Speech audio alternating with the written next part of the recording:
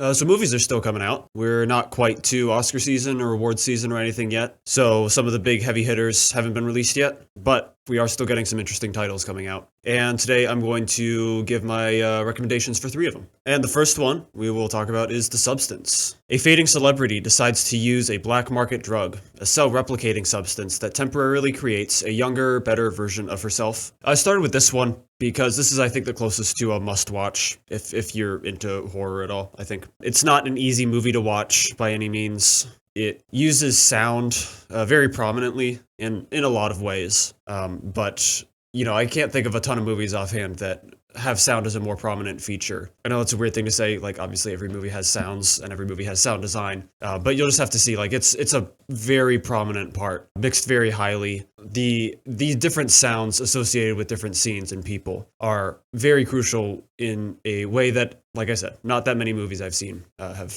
done something like that. It also features some wince-inducing makeup and prosthetics. Can't go into specifics on much of that, but a lot of discomfort comes from being able to believe some things you're seeing, and in the detail and in the textures that they're presented with and everything like that. It is body horror. It is kind of a tough watch. So with all that in mind, this is a singular experience, I think. I've certainly not seen a movie quite like it, probably never will. It is fueled by unique, intentional decisions, some of which are the sound, like I already alluded to. It's uniquely assertive in the sound department. Part of it also comes from presentation, which I would describe as gleefully informal. It uses a lot of slow motion. It uses a lot of edits and cuts to close-up, tight shots, slow motion, things like that. It kind of doesn't give you a ton of choice in where to look in a lot of ways. You can tie that into some different thematic things as well. I think it's a fitting choice. It uses color well. Some of the main locations that our characters are associated with and some of the outfits are quite colorful. The color is not limited to, the good state of things, we'll say. There are 2 characters who have very different paths, and both of their worlds are still fairly colorful. Yet their experiences are colored by things like the camera, the music, some of the cinematography. I just said that twice, whatever. It can be said twice because it's a couple different ways. So, the whole world is colorful, and it's interesting the way the 2 characters experience this colorful world so differently. It's a film about beauty being an addiction, and not just that, but also why someone would succumb to the addiction, why they would find, beauty addicting to begin with. And it feels uniquely personal. In a way, it feels like an angry retelling of, a personal story, an anecdote, a life story even. Antagonists are often framed as being fairly silly and vapid. In a way, to me, it feels like a little bit mocking, like, the way you exaggerate the antagonist of a personal story, right? Like, you make them a little worse than they actually were in order to make your point. And I think this is something the movie does well as well. It makes some antagonists a little bit overly simplistic and, overly dumb in their presentation, highlights their flaws in, a variety of technical ways, really. And I think that adds to the unique feel of, like, someone speaking this angry rant to you personally. The tone is not quite my thing. I personally think it struggles a little bit to jump between some of the shocking stuff and some of the silly moments, some of the jokes. There is a lot of both, and it seems like a lot of people do enjoy that. I don't really like campy stuff, and at points this movie is kind of campy. Bear that in mind. Not for me, but it does seem to work for a lot of people. So it's 140 minutes. Does a lot of things basically the entire time. But at the same time, I didn't feel exhausted watching it. It feels like a rewarding watch the whole time, even if I kind of wish it ended a little sooner. But I mean, I like where it goes. It just felt like it had an out a little earlier. So if you're open to a wild, fairly difficult movie, I think you'll walk away with a pretty unique experience that you won't regret having. So I recommend this highly. It is currently in theaters in the US at least. Second one I want to touch on is called Drawing Closer. With only a year left to live, 17-year-old Akito finds new meaning in life by bringing joy to a terminally ill girl who has just 6 months remaining. You might assume from the description that the movie is sad, and you would be correct. But despite that, it doesn't really go about its subject matter in a way that I expected. It kind of inverts it in a strange way. You might assume it's about dealing with death, finding peace, something like that. like I said, it turns out to be kind of the opposite of that. It's actually about finding struggle and death in a strange way. It's about finding something to hold on to even in the face of death, and it's about life being worth living. And I think that's just a fascinating idea to bring up for a movie that's about someone who is terminally ill. And I love the way it goes about that idea.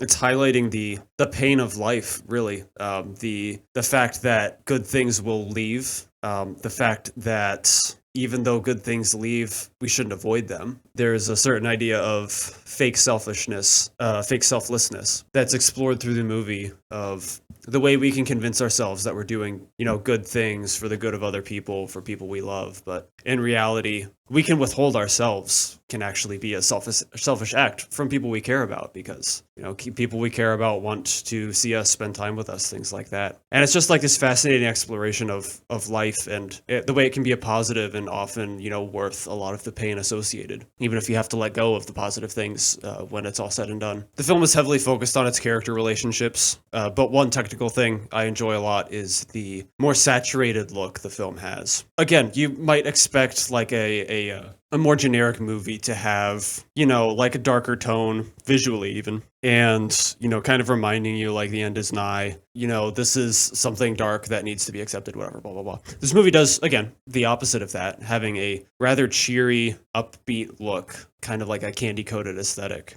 I think that ties in really nicely, again, to the idea of being able to emphasize a positive even in the face of, the darkest thing that we face. It ties in nicely with some of the specific lines. Like there's one specific line I'm thinking of. I won't say what it is, but I think it fits in really nicely with the color the movie has. I love the optimistic look and the way that this movie is able to wrestle with the inherent pain in death and contrast that with the good that can be experienced in life. I love Natsuki Deguchi's performance as the main actress. She just brings a quiet but powerful joy to all the scenes she's in, and she's really delightful to watch. It's a quiet movie, it's moving, and sometimes you just need to watch something that makes you want to cry a little bit. Got to experience the whole emotional spectrum sometimes. I recommend this one a lot. This one is currently on Netflix in the US. Last, we will talk about Grave Torture, which is not nearly as intimidating as the title might make it sound. When a violent act kills her parents, Sita vows to debunk the idea of supernatural torment after death, a fixation that leads her on a dark quest. This is directed by Joko Anwar, the face, or a face perhaps, of Indonesia's burgeoning horror scene. I've seen a number of his movies. I kind of like them all about equally. I don't think he's made any of my favorite horror movies or anything, but I have not regretted watching any of his movies. It seems to be based on some Islamic tradition. The film gets into some of the details a little bit, more than I will here, regarding the afterlife, specifically judgment awaiting people immediately after death. So anyway, the film uses this idea of grave torture to explore some philosophical ideas about the nature of religion, some hypotheticals about it if it were true. The film has a nice progression in some of its philosophical conversations. It is, honestly, a fairly talky movie. It is almost 2 hours, and a lot of it feels like build-up. A lot of it is kind of discussions, talking about ideas, observing the way people behave, things like that. And there are a few specific discussions about the philosophy of religion and the morality of religion that I think progress nicely from different characters, different time periods, things like that. And I love that little progression. I love the way the movie explores its ideas. The film is certainly still intense, despite the time spent building up. It ultimately makes the build-up worth it, I think. Even while it's building up, I think it manages to cultivate some tension, some good atmosphere. And I don't really, as much as it feels like a little bit unsatisfying to feel like the movie is building for so long, I don't think it's a real negative because it is at least doing things in the meantime.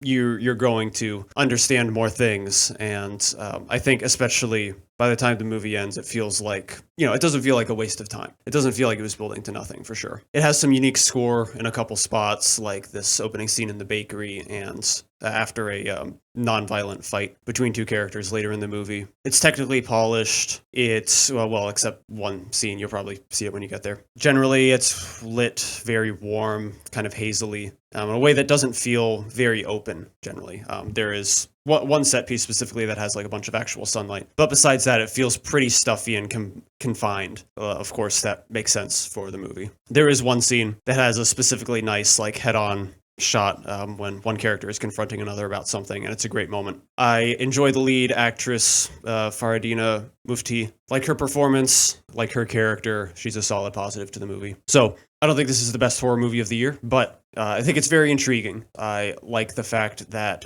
he's still able to make movies and interesting concepts with fun ideas, fun payoffs, and I think if you're into horror at all, this is well worth checking out.